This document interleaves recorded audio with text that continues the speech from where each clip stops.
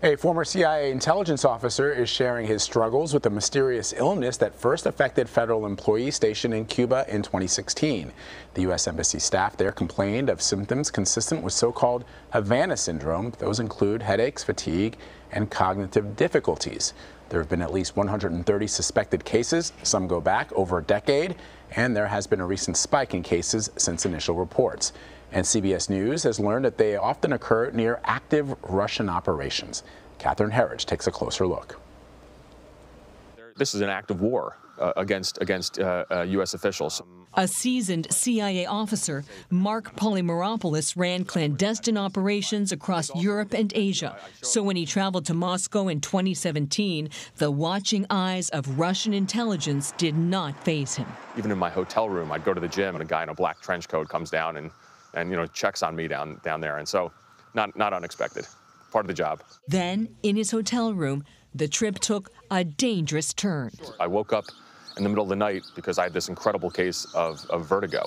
It felt almost as if I was in some kind of, carnival ride. And I'll tell you, Catherine, I'd spent years in war zones of Iraq and Afghanistan. I'd put my life on the line. This was the most terrifying experience of my life. I had no control. Back in the U.S., Mark reported to the CIA medical office. I said, is this consistent with Havana Syndrome? And their answer was no. Havana Syndrome is the name given to a mysterious neurological condition, first reported by State Department personnel in Cuba 5 years ago, who experienced a similar set of symptoms. Pressure in the head. Yes. Loss of balance. Yes. Ringing in the ears. Yes. I mean, I've had a headache for 3 years. It feels like a vice clamp down here, and then there's pressure that comes over the top of my head. Mark says it took 3 years to get help at the Walter Reed Military Hospital. They diagnosed me with a traumatic brain injury. It's on paper. I have it. I was there when he did this, but he actually takes the paint and he throws it against the canvas. Mark's CIA colleague, who was also affected, painted this picture called The Gunshot during their Walter Reed art therapy sessions. This is the invisible wound that, no one believed us for a long time. The National Academies of Sciences recently found the most plausible explanation was pulsed radio frequency energy. There are no public images of the alleged device. A knowledgeable source told CBS News the technology behind this Russian-made microwave generator from the 90s is likely similar to today's smaller mobile units. In recent months, 2 suspected cases were reported near the White House. This is clearly an escalation. Republican Senator Susan Collins authored legislation that gets victims medical and financial support. This bill will provide much-needed assistance to the employees of the intelligence community, the State Department, and other federal agencies. In a moment of rare bipartisanship, the Senate passed the bill unanimously last week. Is Russia responsible? Russia is certainly a likely suspect. President Biden should send an unmistakable message to the Russians that if they are behind these attacks, they must stop them immediately. We have to have full cooperation from the Russians, or they must be made to pay a price. Still unable to concentrate for more than a few hours at a time, Mark made the hard decision to retire from the agency he loves. Who feels safe to serve now overseas with this happening? My contention is it's the Russians, but whatever adversary is doing this certainly has not seen anything from the U.S. government that's telling them to stop. So Catherine Herridge is joining us now from Washington to talk more about this story. Catherine, you spoke to Professor David Relman, the chairman of the National Academies of Sciences Committee, which is investigating the Havana Syndrome and the potential technology. You talked to him about the potential technology being used in these attacks. I want to play a little of that sound. So in its simplest terms, is this mechanism crude? Or does it have to be pretty sophisticated to injure somebody? So you're right. Not just any pulsed microwave energy would be expected to cause these kinds of health effects. Why?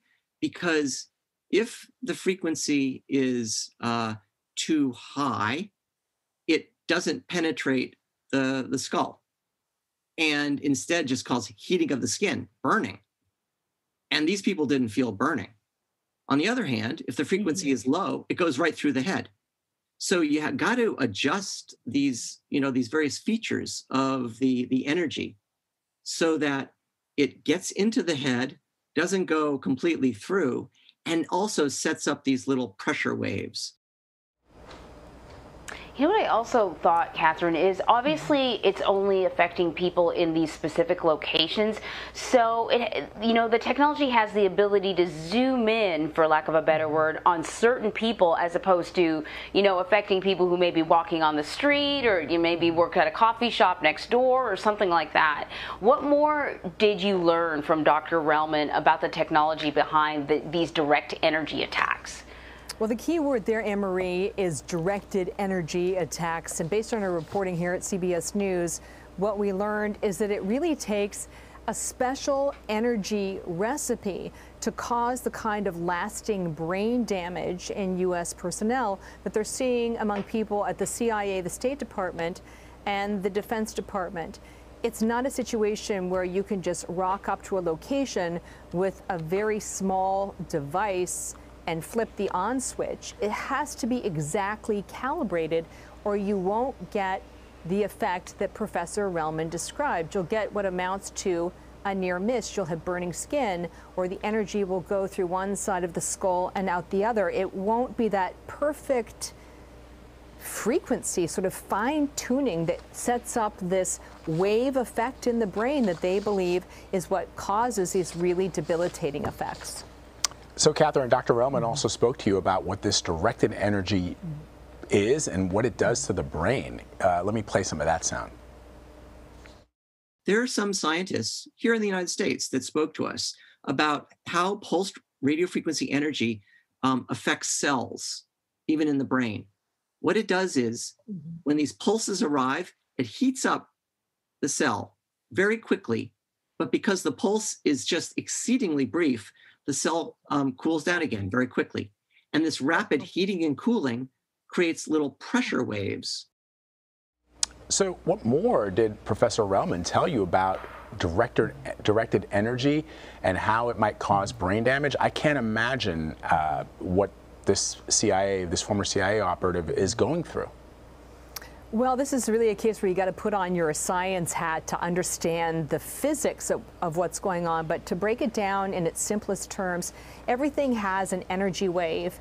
And the theory is that a device has been created that can completely mimic these energy waves that exist in your brain. And once it's able to do that, it has this pulsing energy, and cells heat up really quickly, and then they cool down really quickly. And that sets up another wave effect that bounces off inside the bone of your skull. So it's almost like what one scientist described to us as an immaculate concussion. You can't see that it happened, but you know that there is lasting brain damage as a result. Man, this is like ripped from the pages of some sci-fi, story. Gosh, I'm remembering, and Vlad, you're all sort of into the sci-fi stuff, but I just sort of have images of the Star Trek crew, beaming down and getting hit by this invisible wave and not knowing what it is, and it almost seems so similar. Last week, Secretary of State Antony Blinken said that the U.S. is, at this point, still does not know who is causing these incidents. Obviously, there are fingers being pointed at Russia. Senator Collins said Russia is the likely suspect. Is the U.S. looking at any other countries, though, and how is the government tracking these events? Well, officially, the U.S. government is looking at a number of entities, but privately, the country that you hear the most is Russian intelligence, in part because we know through our reporting and declassified records that Russia has really been a pioneer in this directed energy microwave devices. We have an image of one of these devices that was created in the 90s. You see it there. It's very large and it's very crude looking. But what we know now is that the technology behind smaller models, which we understand to be about the size of a desktop scanner, is really identical to those older versions. So on the one hand, you have all of this intelligence that points to Russia. We know through our reporting that many of the Defense Department employees who were affected, it happened near active Russian operations. And then you add to that that the Russians have really been pioneering this technology for decades. And to be clear, we know of some cases that go back 20 years. So it's the spike or the cluster of recent cases which certainly has everybody's attention and a real sense of urgency within the U.S. government. Man, Catherine, your reporting is just, this has been such a fascinating story, and I really feel for, the former yeah, it's been fascinating, and I really feel for the former diplomat who found himself, subjected to this and had to spend years suffering and convincing some of sort of the top doctors in this country that this is legitimate. And I hope he finds some peace and some kind of relief. And that the Catherine, president gets some answers when he meets with President Putin this week. Yeah, That's right. That would be nice too. So thank you, Catherine. You're welcome.